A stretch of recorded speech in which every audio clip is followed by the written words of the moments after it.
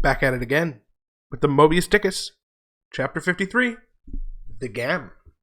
So we start off this chapter with this wonderful, basically, analogy where Ishmael is like, dude, if two people met in these very sparsely populated places, the Pine Barrens or the Salisbury Plain, of course they would say hi to each other.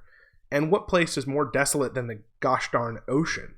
So you know that when two ships pass each other, they usually make contact, even though, as it establishes in the first paragraph, Ahab does not make contact with the albatross, which kind of makes him a bit odd, right?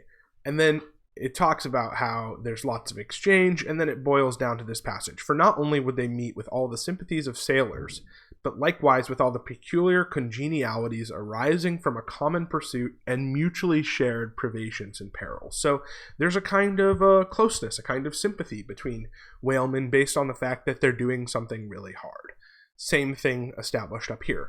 So then we see that of all ships separately sailing the sea, the whalers have most reason to be sociable, and they are so.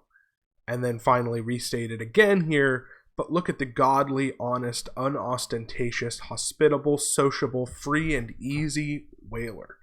Okay? And I think that we can read this fairly simply as a metaphor for an idea we've tracked since the beginning of the book, which is the importance of sympathy as a response to the difficulties of the world, i.e., the world is tough, the world is harsh, and the best way to deal with that is to be as nice as possible to your fellow man and try to establish as meaningful relationships with your fellow man as possible. And in this case, this seems to establish that whaling is a kind of forced sympathy.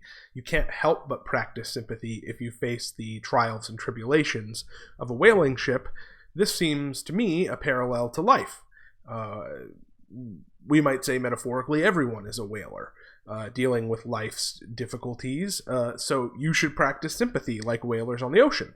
So, if we're going to take this and turn it into some kind of metaphor, the person you see at school might have been out on the ocean for a while, if you know what I mean. So be nice to them as if you had encountered them in the middle of the ocean. People have a variety of different types of oceans in their life, and if we treated people with the same hospitality when we see them randomly during the day as when they are, 3 years into a voyage on the ocean, I think the world would be a nicer and better place, and we would be more like whalers than like pirates or men of war or all the other examples of people whose hospitality and niceness and sympathy just doesn't cut it for Ishmael.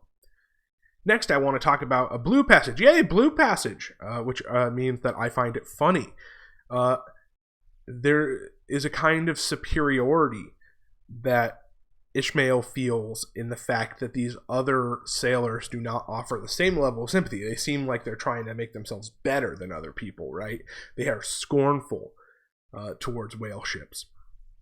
And then he makes a funny joke about pirates and the gallows. So just so you get the joke, gallows is a structure where there is like an elevated platform, and then there is basically a piece of wood high above that is used to hang criminals, okay?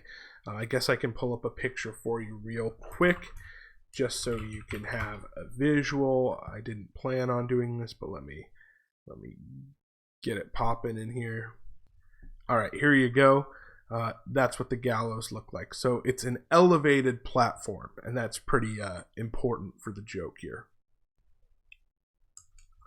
So the passage is talking about how pirates feel that they're better than whalers, and it says, because in the case of pirates, say, I should like to know whether that profession of theirs has any peculiar glory about it. It sometimes ends in uncommon elevation. Okay, now, this is a play on words. The uncommon elevation he's talking about would be like success or riches, right? You are doing better. You are being elevated than the average person. But then Ishmael kind of turns it on its head and says, indeed, but only at the gallows. So these pirates are not being elevated in reality. They're being elevated because they're being executed. And besides, when a man is elevated in that odd fashion, he has no proper foundation for his superior attitude. Okay, and once again, he's playing with the notion that when the gallows work by kicking out a a little panel below the executed person's feet so that they start to hang themselves.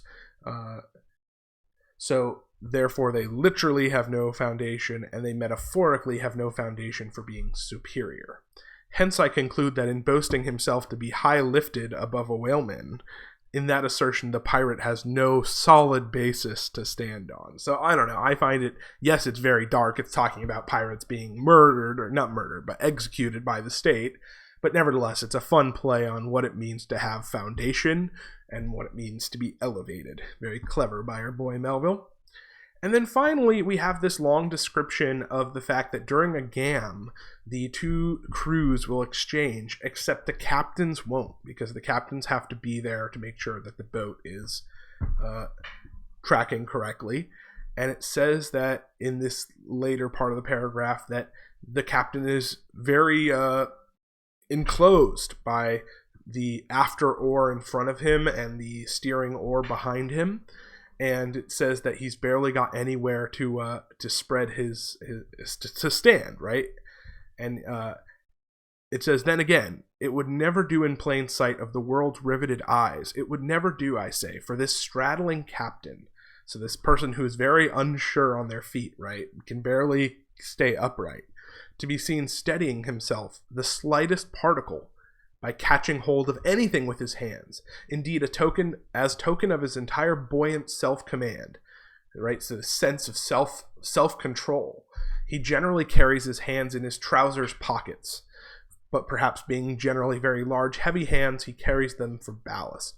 So, okay, generally these captains who are trying to maintain their dignity and self-importance will often keep their hands in their pockets. But what happens? Nevertheless, there have occurred instances, well authenticated ones too, where the captain has been known for an uncommonly critical moment or two in a sudden squall, say, to seize hold of the nearest oarsman's hair and hold on there like grim death. So even these captains have to hold on to another person at some point. So if we read this figuratively, right, the figure who wants to separate himself from sympathy in the pursuit of importance or dignity or whatever word you want to use to describe what captains are striving for, they can't bear the metaphorical winds of the ocean, the trials and tribulations, the perils and privations of life without a little help from their friends, which reminds me of the Beatles, right? Even the captain reaches out and has to touch someone, has to create a connection with someone. So once again, I think the most optimistic passages in the text come from its discussion of sympathy, and chapter 53 is no exception. Okay, I will see you in chapter 54.